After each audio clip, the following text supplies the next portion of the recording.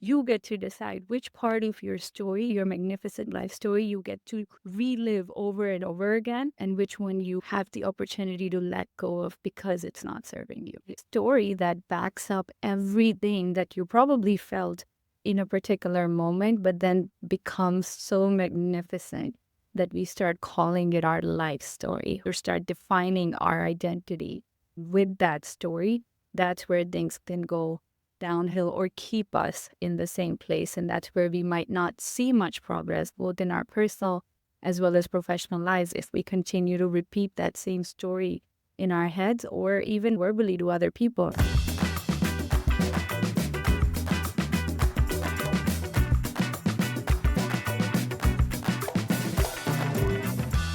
Hi, everyone. Welcome back to another episode of Unmuted Moment. I am your host, Ehis, and today I have a special guest, Rabiya Hass. She's a CPA turned women's and executive coach. Rabia has had a wonderful, long career at several big firms, including Deloitte, JP Morgan, and Ernst& Young. And right now, she has her own coaching business where she helps professionals step into their power and achieve work-life harmony. On today's show, we're going to talk about her journey, the lessons she's learned along the way, and any practical tips she has about finding your voice in life as well as in your career. I'm excited to have you today, Rabia. Welcome to the show. Thank you, He's excited to be here. It's a privilege. So before we talk about your career and your journey, why don't we start from the very beginning? Can you tell the listeners about your background growing up? Yes, that's a wonderful question to begin with because where I come from, in a nutshell, is a place that is very growth oriented. Even now, when I look at my parents who are in their late 60s, it constantly reminds me of the passion with which they served us, myself, my brother, and the way they raised us being immigrants in this country. We moved to this country when I was 11 years old, and this is 2001. And I grew up in Queens, New York. What's truly important to take away from this particular question is that I grew up in an environment that was very growth conducive and giving in many, many different ways.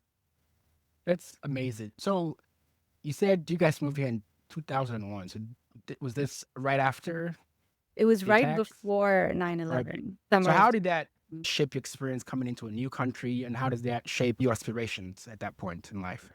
I was 11. My only aspirations were to dance, do really well in school because I was a nerd, enjoy the company of my family, my friends, and enjoy good food. For my parents, however, I think the aspirations changed in a way that we obviously experienced racism. I come from India, but we share certain cultural aspects with people from other parts of Asia, especially Southeast Asia. So there was some level of discrimination that we experienced as a family and as individuals. I think it did impact my parents' aspirations, where they wanted to live, or, if I had to be honest, I would say they were constantly looking for a place where they could feel safe. So we ended up staying in a neighborhood in Queens way longer than we had intended to and delayed purchasing our own home, perhaps in the island or even in New Jersey, as we did about 3-4 years ago. I think that sense of security and to stay around a group of people in an environment that was very diverse and immigrant friendly almost became their highest aspiration, and everything else was just a medium of survival. You mentioned how you had a very supportive upbringing. Did you feel like there was a part of your Indian heritage or your life as an immigrant that you had to tone down or hide or not express as much as you would like to? Absolutely. I think that was a given. I can tell you one experience my mom had directly, which was she stepped out after 9/11 wearing an Indian outfit, and a woman who was obviously not Indian from that region basically pointed at her and said, "You will go back to your country." From that point onward, my mom had to switch entirely to wearing pants and t-shirt, which were absolutely new for her. As far as I'm concerned, I have always been a very community-oriented person. It's not difficult, he's for me to blend in or to adapt to new environments.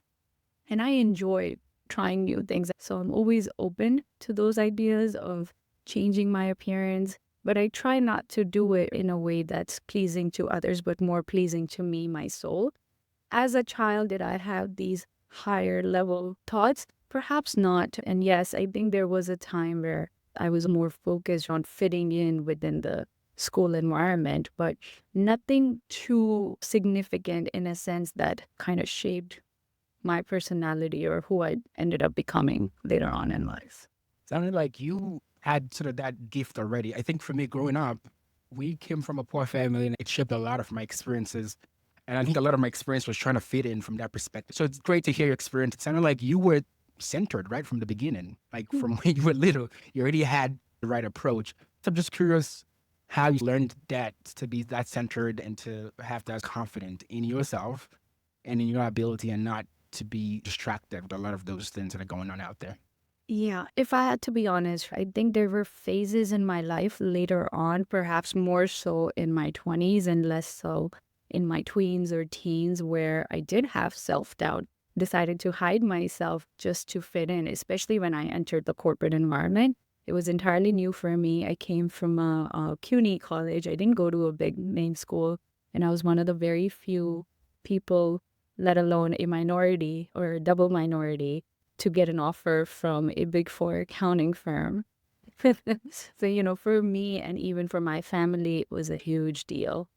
When I first went into KPMG, it was almost an honor to be given the job. I truly felt like it was a privilege, and I treated it as if I was a servant. And to be honest, in the grand scheme of things, to have that sense of service and to feel like you are of use to someone, it's such a beautiful feeling, right? It's just how you name it. You can be a servant leader or you can just be a leader, but how can you lead others if you're not leading yourself? During those early days, did you ever think you would be doing the line of work you're doing now to help other people step into their own power? That's a brilliant question. The funny thing is, I have always envisioned myself as somebody who is very approachable, who can talk to just about anybody. And I don't say this with any sense of entitlement, but truly as a privilege to be able to speak with anybody and to be able to hear their concerns with compassion. That's what I've done in pretty much every position I've held throughout my career in corporate or even now with the people I get to serve. Having that sense of attentive listening and listening with compassion, but also stepping into that conversation with a sense of service and with a sense of and a desire to give more than I do. That's awesome. What do you like about this experience and what excites you about continuing on this path? Just having that one-on-one connection with people, it's just so beautiful. It almost it nearly forces you to step up and step up in different ways, right? Step up as a leader that that person needs, not necessarily as a leader you believe you are, right? Because ultimately, this is a service-based business, a service-based industry. So you have to make sure that you show up as the leader the other person needs. That's one. And then second, it almost allows you and causes you to become more and more mindful in your own practice, in your own daily life. So I think in that way, it has served me even more in pretty much raising my own standards for myself. My own standards of living have raised. My own sense of spirituality has increased. My own, sense of personal transformation, which is why I got into the Platinum Partnership Program with Tony Robbins. I mean, he's the best of best. And I've had the privilege of actually speaking with him at multiple events. To me, just hearing you describe your journey, it sounds like this is not just for the people you intend to help. It's also about elevating your own self. So to go on the client side, if a client came to you who was going through imposter syndrome, for example, in the professional context, how would you describe to them in terms of how to overcome? Like what kind of practical steps or what kind of framework would you use to walk them through how to potentially get out of that? Absolutely. Imposter syndrome is something we all have experienced at some point in our lives. Just the word itself, right? It's an imposter. The first thing I would do, or what I do with the people I do work with or interact with on a regular basis, I always like to ask them, what's your belief around it? Is this your belief or is this something that you picked up from other people? One of the things we have to remember, the world that we live in, Ehis, it's a very trendy world. There's a lot of different trends out there. You know how TikTok is a trend, Snapchat is a trend. So is imposter syndrome. So is self-doubt, right? So is narcissism. A lot of these things, or like setting boundaries, and people, it's wild to me when I hear people talk about boundaries that they use almost as ultimatums. And it's sad, honestly. It's sad because there's a lack of genuine understanding there. It's trendy in many ways, which means oftentimes this is not something you created, it's something you picked up from your environment. So that's So, the so when you say it's trendy as in like they don't personally, internally feel it, but they're feeling because they think other people are feeling it. I'm trying to either understand that. that or because they've been hearing certain things about it and they have attached their identity to it, right? So two things happen Oh. with that. So first is the belief that they are an imposter or that they are also struggling with an imposter syndrome because they're hearing that from their environment. Obviously, if you look up the research, you'd find too many people saying that they have an imposter syndrome. Hence, we're not alone in this. That's an interesting take. Yeah. And then the second thing is associating yourself with it, right? Yeah. It's your identity. When we speak about our identity, how do we say that I am something? We use the words I am. If I identify myself with my name, I say I am Rabia. If I say I am strong or anything about my identity, I'll start with the words I am, right? So the minute you accept that you are someone, it becomes a part of you, and then your brain will automatically start looking for references in your environment. So it all begins with the external environment, which isn't yours to manage, which isn't yours of creation. And then you accept that, okay, this is an identity that I have. This is somebody who I am. And then the minute you say that to yourself, language and the words that we use to speak to ourselves plays a huge, huge role in how much self doubt or self confidence we feel. Using that to almost create this inner belief in our inner environment and asking ourselves, right, from within to then create a bigger assumption around this entire identity. That's Yeah, so if I'm hearing correctly, it sounds like a negative manifestation. If you think about that negative thing too much, you become that negative thing. Kind of, let's is that just how call you? it manifestation. Okay, then. It could be So negative or it could okay, be positive because you can okay, do pretty much the same thing in a yeah. positive way, right? The reason why it's interesting to me is I've kind of thought about imposter syndrome as for people who have some type of self doubt or have some type of, you feel like something's holding you back. And then imposter syndrome is just how to describe it. Like there's different things that impact somebody, how they present, how they show up in life. It could be family, college, work. Sometimes when you're from a minority background and you're in some spaces, we just look around, you know what I mean? It's hard to feel like you fit in or you belong. So it's not like you start from having imposter syndrome, but being in those spaces where you feel like you don't belong, imposter syndrome is just how to describe those feelings. You know what I mean? Now your Yeah. mind has created a story for you to believe, right? Just think about it. A story that backs up everything that you probably felt in a particular moment, but then becomes so magnificent that we start calling it our life story or start defining our identity, right? With that story. That's where things can go downhill or keep us in the same place. And that's where we might not see much progress, both in our personal as well as professional lives, if we continue to repeat that same story in our heads or verbally to other people. If I came to you and I kept telling you more and more about how my divorce destroyed me, and I kid you not, there was a time when I was so new out of my marriage, I was repeating that same story, but then I had to take a step back and ask myself, how true is this? There were some facts in it. We go through certain stuff, obviously. There are a lot of things in it. For example, feelings of not being worthy enough, being rejected, not being loved, or not being attractive enough. You could think of so Yeah. many different reasons. Nobody said those things to me. I said it to myself. Why? Because I believed in my identity. of being a divorcee more than that of a human being or just an independent woman, which I was at the same time. I had the option to create a story for myself out of my divorce, either a self pity story or one of self empowerment. Eventually, as I worked with my own coaches, counselors, and mentors, and through a lot of self reflection, diving deep into my spirituality and a lot of writing and journaling, I was able to turn that self pity story into a self empowering one. The reason I give you this example is because it is a little extreme, but that's what we do to ourselves by telling ourselves the stories that make us feel bad.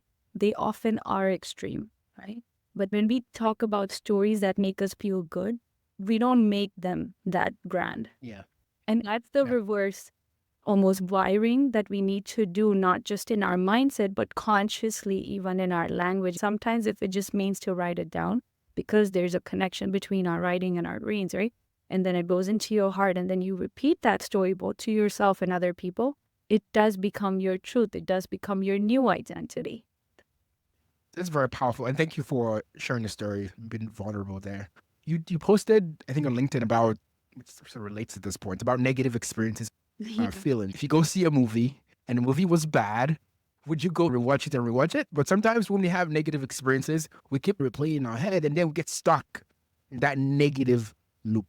I guess for the listeners out there, I'm trying to give people practical frameworks or advice. How do you get to that point where you can start reframing this? What sort of mindset do you have to go through to start shifting your mind, to start reframing negative experiences and go from the negative manifestation to a positive manifestation? Yeah, I love that question. One thing I started to do in my own journey when I began my personal transformation was to put together a discipline of self-care. And I have even like gone away from it and noticed the adverse effects of it. Because everything that we do in the world is established on the basis of self-care, right? That could be as simple as waking up at a certain time, spending some time journaling, reading, taking a cold shower in the morning. I take cold showers every morning, whether it's winter, summer, or whatever. That's impressive. Well, if I could go to a cold plunge, I would, but there isn't one nearby. So That's point impressive. being, creating that foundation of self-care. If you're not taking care of yourself, your body in the very basic way, everything else, all the great stuff you're going to do on top, it's not going to be strong. You're coming from a place of a weak foundation. Have one, two, three things that actually help you establish that beautiful self-care routine first thing in the morning and also before you go to bed. Then in your interactions, maybe start with a loved one and try not to be so hard on yourself. Every time you find yourself in a place of judgment, either for another person or for yourself, you simply start by asking, is this the That's truth? powerful. And if it is That's the powerful. truth, is it inarguable? Because that's what will make it absolutely the truth. The minute you establish whether something is a truth or not, you create a beautiful opening, busting beliefs that have not served you in the past, either about yourself, a place, a situation, or another person. And that is where your true growth begins. It is something that you have to practice over time. One of the things I like to tell people I work with, and I had to train myself in that too, is instant results last a very, very small frame of time. It doesn't last too long. Yeah. Things like these take time. Yes, if you practice this kind of mindset language, like catching yourself and asking this very simple question in your interactions, there's going to be a difference in how much growth you will get within a month to 90 days versus over a number of years. It's a very simple thing that people can do and embrace and just ask yourself, is this the truth? Is it inarguable? At that point, you create that opening to challenge your belief systems. Powerful. That's very powerful. This is the first time I've heard that framework. To summarize for the listeners out there, I heard two main points. One is you have to start with the physical self, taking care of yourself, right? Whatever gets you to that point of self care, right? That's the foundation to start with. this second level is that the truth question. So I'm trying to picture, like, say I go to a room of people, maybe it's, I don't know, a board meeting or something important. I'm going to present something. And I'm like, oof, they all judging me. Or sometimes even before you even start, you start making impressions. No matter what I say, they're gonna even take me seriously. No matter what I say, would they have a favorable opinion? I start making all these assumptions about them. They haven't told me anything. Like the people in the room, they haven't said nothing to me. But I'm starting to prejudge what I think they would say about me. And now my mind is stuck with all these negative thoughts. So whether it's like a presentation I'm doing or whatever speech I'm giving, I think it's already sort of takes that energy from me. Like I have a lot of negative energy now because I'm thinking all these negative things. You're saying I could just stop and say, is that the truth? Do I really have any evidence to say these people are thinking about me in this negative light? Because at that point, probably not. Maybe they are, but I don't know that, right? I do not know that. For listeners of the show, the very first self episode that I did, I talked about my story when I moved to America. One of the things that got me was whenever people would say, repeat yourself, like if I'm in a class, in a classroom, I was very self-conscious of my accent, very self-conscious I've been there. of my African accent. Whenever I go any place, I don't care what it is. Like once you ask me, repeat yourself, I just assume like this person is just judging me. I assume this person is just trying to tell me that I don't belong. I always have this negative feeling when someone says that to me. Again, to your point, it's possible that person has no inclination to say that. That person was not the thing in their mind. They really just didn't hear what I said the first time. They honestly wanted to say, hey, like, can you say that again? I just didn't understand it. But in my mind, I had all these negative feelings that I associate with that question. And if I may add to that, Ehis, I think more often than not, what happens is there are certain belief systems we grow up with. And I think that's where, going back to the questions you asked about childhood and how different experiences growing up after 9/11 shaped my experience of living in the US and growing up here. I think this is really what it goes back to. What you're feeling, right? Probably what you felt in that moment was not a new feeling.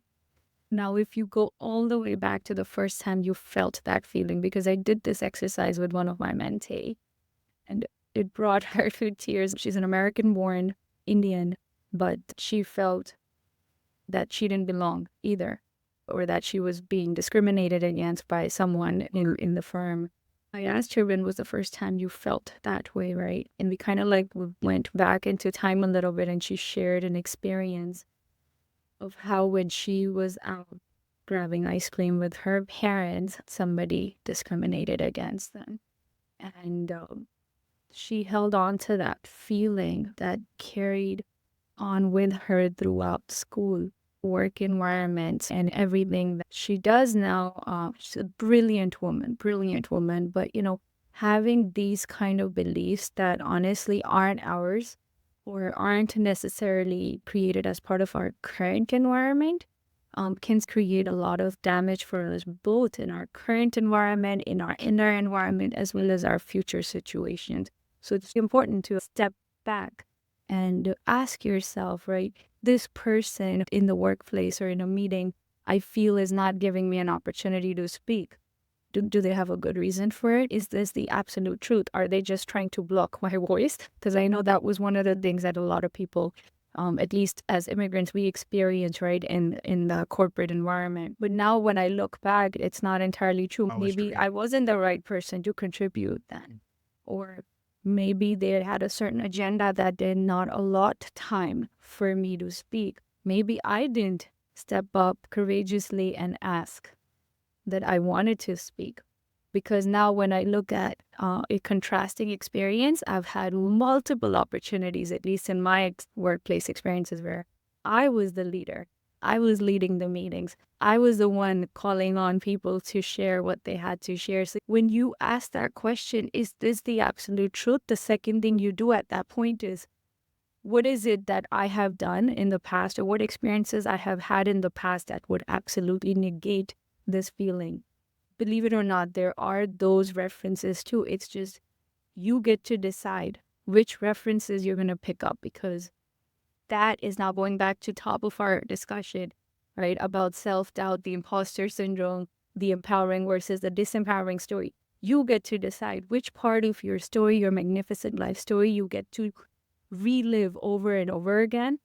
and which one you have the opportunity to let go of because it's not serving you. It's very powerful. Yeah, as I think back, I think a lot of those came from growing up, as I mentioned, just from a socioeconomic standpoint. My parents had put me in a private school that they couldn't, to be honest, afford. They wanted me to get the best education, but it was a stretch for them. So half the time they couldn't pay for my school fees. A lot of my friends would wear fancy clothes or have all these fancy things. And I always wanted to be like them. I always wanted to have those things, like wear the clothes, have the backpack, or have this thing. I just didn't want anybody to catch me, if that makes sense. I just didn't want anyone to find me out. So if I get that feeling that someone's trying to rat me out, it was just a negative feeling. I just want to be like everybody else. I didn't want to be different. And being different sort of came or comes in my mind at that point, at least, with those sort of negative feelings. Yeah, Negative. it's a conversation, it's a topic you'd raised that we could honestly talk so much more about. So in terms of the positive side, right? So we talked about going to the room, asking the question, what if it is true that some of those managers or those people in the room, what if you can establish to some degree they do have, I want to say, something against you? They're not enabling you. Yeah.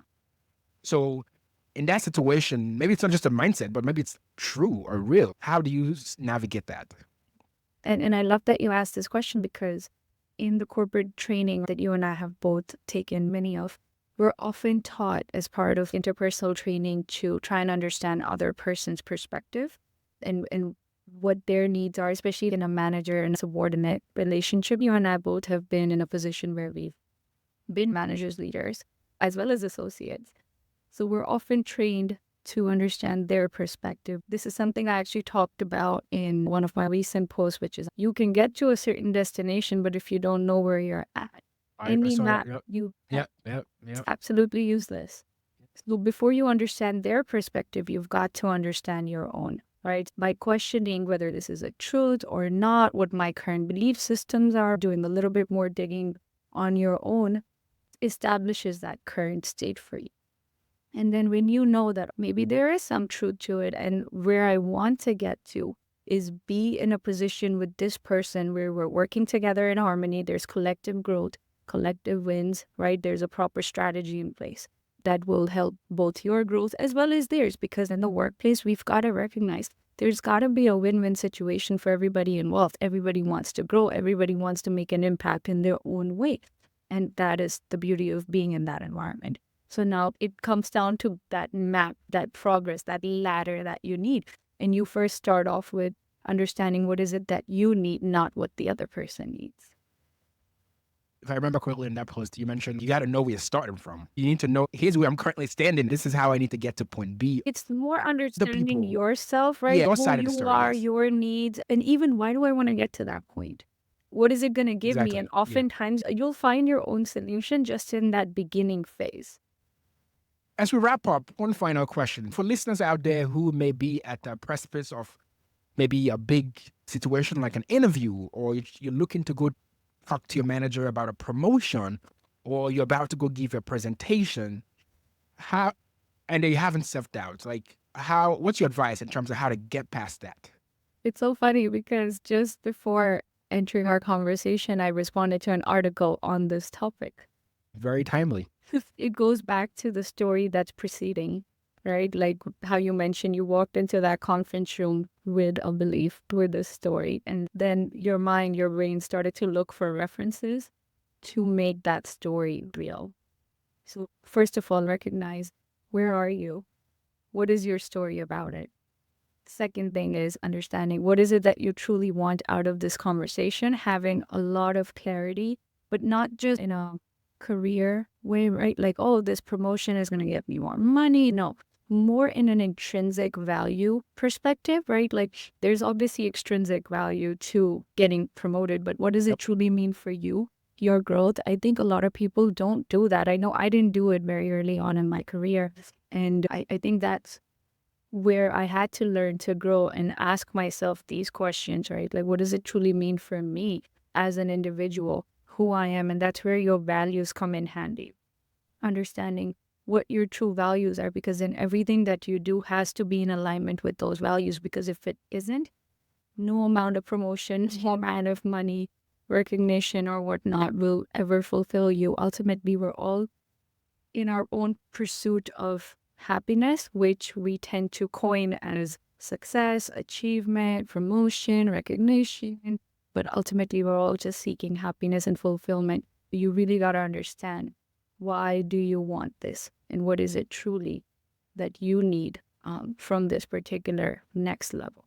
And then once you're clear on that, once you're in sync with your own feelings, honestly, I think half the battle is won, because now you're going to go in and you're going to be able to communicate with authenticity. You can be yourself. You don't have to use other people's pitches or the trendy lines, right? And the more you start doing that in your day-to-day conversations with your family members, with your friends, with your coworkers, the better you get at it, whether you're going for a big meeting or a big interview.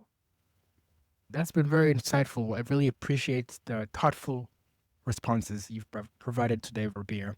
Thank you for your wisdom, your vulnerability, and for showing us what it means to find our voice and get out of this sort of negative mindset. For listeners out there, I hope you've gotten one or two practical steps to help you with your journey of finding and owning your voice. If you want to support this podcast, make sure you subscribe on your favorite streaming platform or YouTube.